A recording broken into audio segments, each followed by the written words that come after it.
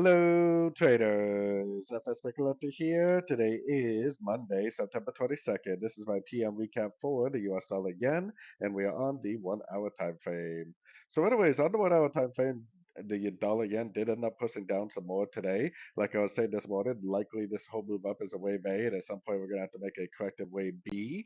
Probably there's a pretty good chance, especially with this 1, 2, 3 wave pattern up, that we're already in the wave B. And I would expect that to at least go down and take out this low. So we're probably looking at a minimum the 38%, could go down to the 50 or possibly the 61%. Hopefully this is going to be like a corrective wave B pattern. And then eventually we'll get another push up maybe later on this week for the bigger wave C. So anyways, don't forget to check out my website linked over here in the corner. And as always, thank you for watching and happy trading.